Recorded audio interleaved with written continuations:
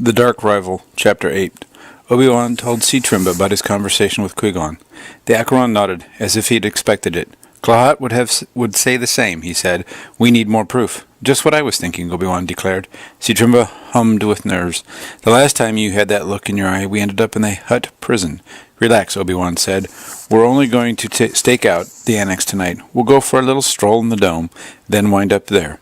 What can go wrong? Any number of things, Citrimba moaned. Obi-Wan and Citrimba stretched out flat between two rows at the edge of the field. They pulled a green tarp over their heads for warmth and camouflage. You might as well go to sleep, Obi-Wan said. I'll take the first shift. If you're sure, Citrimba mumbled. He closed his eyes. A moment later he began making the snuffling sound Acherons make when they sleep. Obi-Wan felt charged with excitement about the stakeout. After only an hour, however, his eyelids began to droop as well. He couldn't fall asleep. Maybe he could take a quick exploratory tour. That would wake him up. He slithered out of the field and stood. Brushing himself off, he headed for the door to the annex. He wanted another look at the sealed box with the broken circle on it.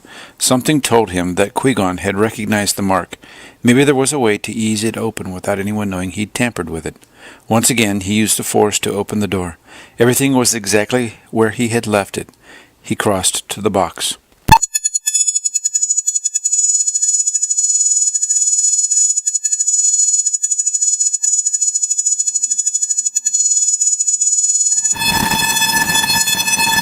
Just as he reached it, he heard a noise behind him. He whirled around and saw a hooded figure approaching. At first he thought it was Citrimba, wrapped in the tarp. Then he realized it was a stranger in a shiny black cape.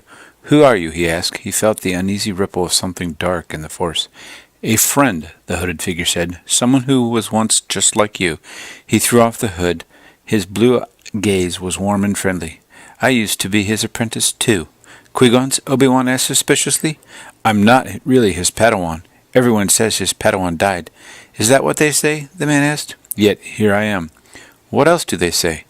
That Qui-Gon's Padawan disgraced the Jedi, Obi-Wan said, and betrayed Qui-Gon. The man's eyes burned blue fire. Is that Qui-Gon's story? Then the hard lines of his face relaxed.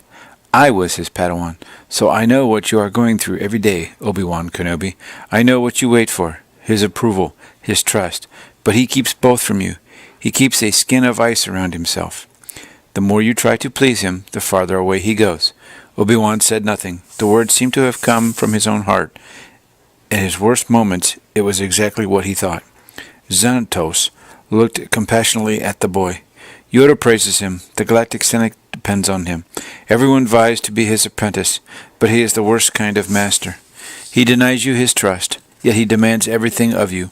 Obi-Wan heard the words as if he were in a trance. How true it is, he thought. Deep anger stirred, anger that lay dormant inside him.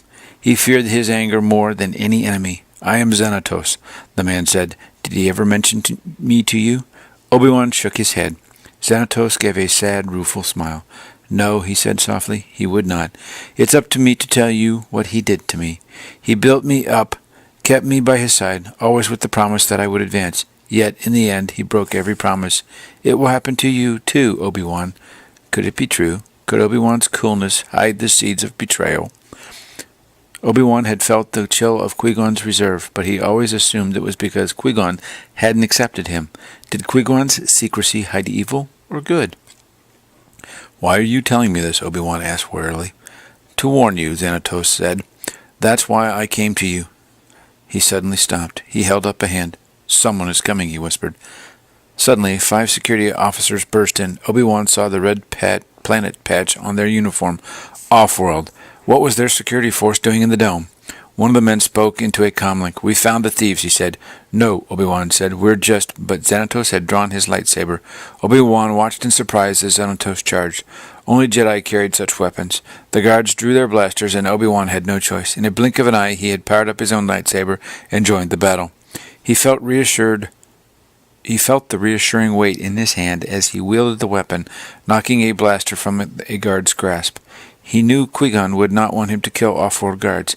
It could make a bad situation worse in Bandor. So he fought defensively, while Xanatos became the aggressor, spinning through the air to deliver scorching hits. but he too seemed reluctant to land a killing blow. Xanatos' Jedi skills must have been rusty. He allowed himself to be maneuvered into a corner. The guards advanced with blasters drawn. Obi-Wan leaped on top of a pile of crates and threw himself into the guards, arms and legs scissoring the air. 2 guards went down firing. He felt pain in his shoulder. Still, he was able to kick the 3rd guard's blaster from his hand. The guard suddenly produced an electric jabber. He raised it against Xanatos as Obi-Wan raced to stop him. Obi-Wan deflected the move with his lightsaber, but the electro jabber dealt a glancing blow against his ribs. Blinding pain shot through his body. He reached out to the Force dizzily, but someone smashed him from behind. His vision turned gray and fuzzy, and he sank to his knees. The last thing he remembered was hitting the floor.